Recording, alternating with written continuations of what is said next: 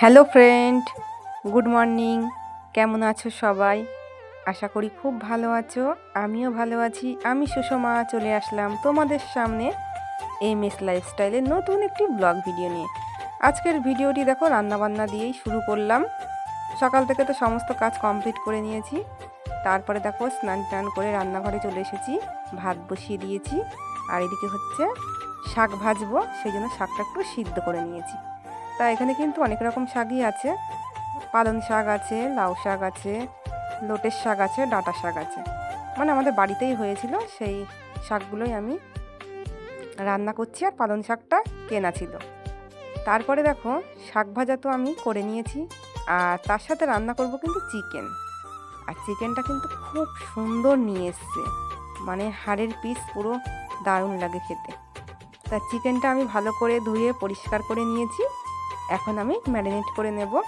তা কী কী দিয়ে ম্যারিনেট করব সেটাই তোমাদেরকে দেখাবো। প্রথমেই কিন্তু আমি লবণ দিয়ে নিলাম, হলুদ দিলাম, সর্ষের তেল, আর এদিকে দেখো মশলা বেটে নিয়েছি, আদা বাটা, রসুন বাটা, পেঁয়াজ বাটা, কাঁচা লঙ্কা বাটা। এটা দিয়ে আমি কিন্তু খুব সুন্দর করে মাখিয়ে নেব, কারণ আমি সবসময় কিন্তু চিকেন রান্নাটা আমি মাখিয়েই করি। কারণ মাখিয়ে করলে পরে বেশি সুন্দর হয় খেতে। সেই জন্যই কিন্তু আমি মাখিয়ে রেখে দিই কিছুক্ষণ, আর তারপরে কিন্তু রান্না করি। তা আজকেও কিন্তু আমি সেভাবেই রান্না করছি। আর চিকেনটা কিন্তু দুর্দান্ত হয়েছিল খেতে। তা দেখো আমার মাখানো পুরো কমপ্লিট হয়ে গেছে। আর রান্নাটা আজকে তোমাদেরকে আমি দেখাইনি, কারণ অনেকবারই দেখিয়েছি ভিডিওতে আমার মানে চিকেন রান্নার রেসিপি। সেই জন্য আর চিকেন রান্নাটা দেখালাম না, একেবারে মানে অল্প অল্প কিছু দেখিয়েছি। আর দেখো আলু কেটে নিয়েছি বড় বড় করে। আলুটা আমি লবণ হলুদ দিয়ে ভালো করে লাল লাল করে ভেজে তুলে রেখে দেব। আর মাংসটা তো এদিকে কিন্তু আমার প্রায় ফুটেই গেছে, মানে হয়েই গেছে, নামাবো। তার আগের মুহূর্তেই তোমাদেরকে দেখালাম। তা চিকেনটা আমার নামানোর পর ফাইনাল লুকটা তোমাদেরকে অবশ্যই দেখাবো।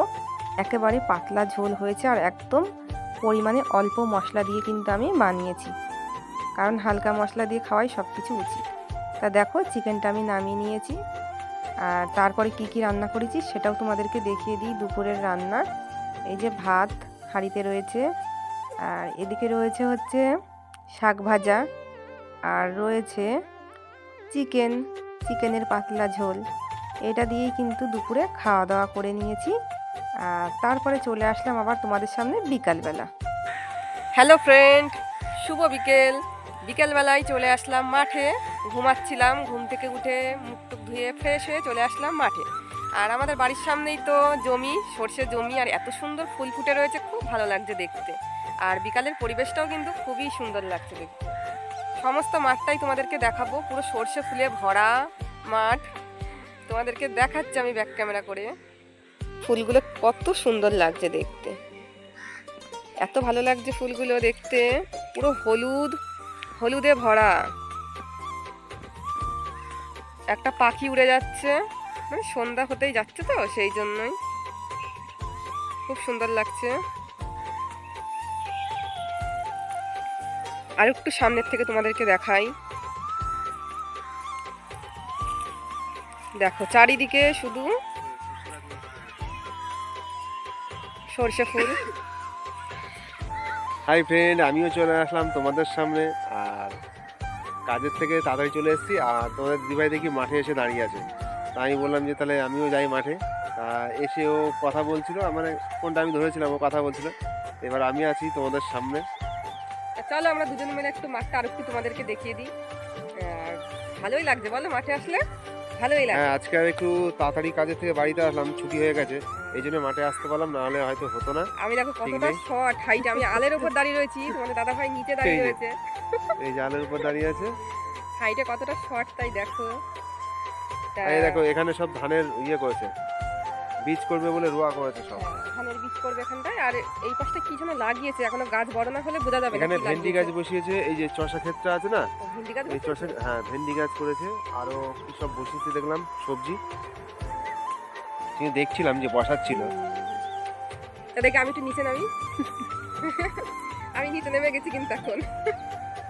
আর দেখো আমাদের এখানে পরিবেশটা কি সুন্দর, আমার তো খুব ভালো লাগে।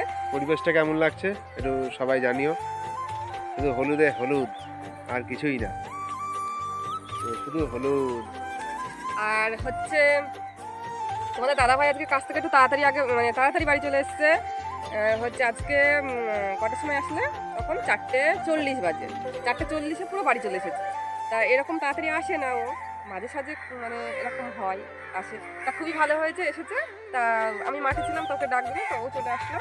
তা দুজনে মিলেই একটুখানি মাঠে মানে আমরা একটুখানি ঘুরবো আর তোমাদেরকেও দেখাবো, তারপরে তো বাড়ি চলেই যাবো। আর ছেলে কিন্তু প্রাইভেটে গেছে, ছেলে নাহলে ছেলেও চলে আসতো আমাদের সাথে।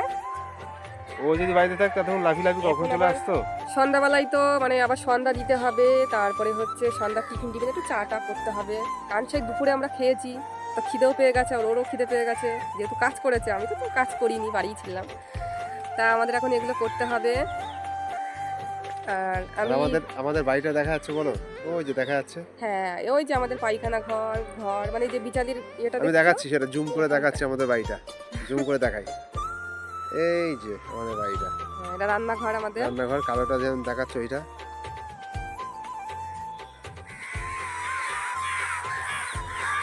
পাখি ডাকছে, সব পাখিরা এখন সব বাড়ি যাচ্ছে। পাখি না, কাক।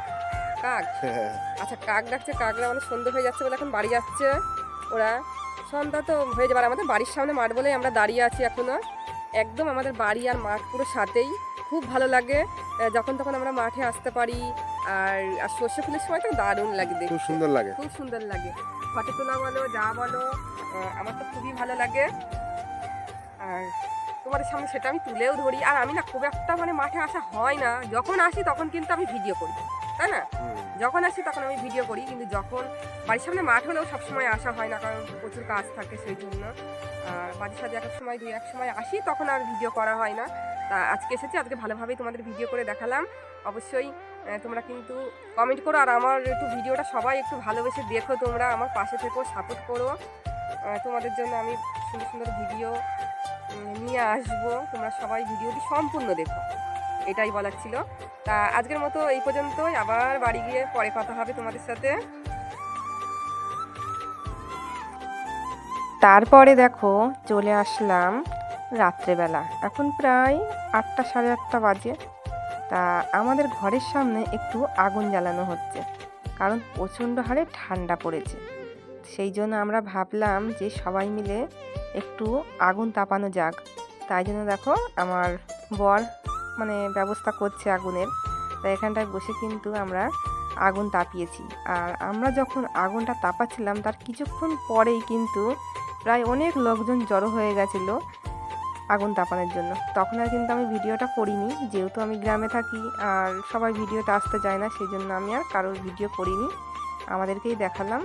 তা খুব ভালো লাগছিলো কিন্তু আগুন তাপাতে। আর এই আগুনের মধ্যে কিন্তু আমরা আলু দিয়েছিলাম, বেগুন দিয়েছিলাম, সেগুলো কিন্তু পোড়া হয়ে গেছিলো, আর খেতে কিন্তু দারুণ লাগছিল।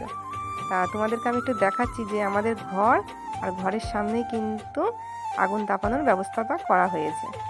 তা এদিকে কিন্তু আমার বর আর এই যে বরের বন্ধু ওরা আগুন তাপাচ্ছে, তারপর কিন্তু আমিও কিন্তু একটু আগুন তাপিয়ে নিয়েছি, কারণ খুব হারে ঠান্ডা পড়েছে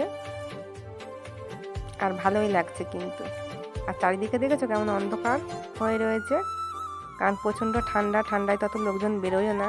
আর রাস্তা দিয়ে যে যা যাচ্ছিল সবাই কিন্তু আগুন তাপাতে চলে এসেছিলো, খুব আনন্দ হয়েছে আমাদের। তা আজকের মতো কিন্তু আমার ভিডিওটি এই পর্যন্তই। সবাই ভালো থেকো, দেখা হবে নতুন একটি ভিডিওর সাথে, বাই।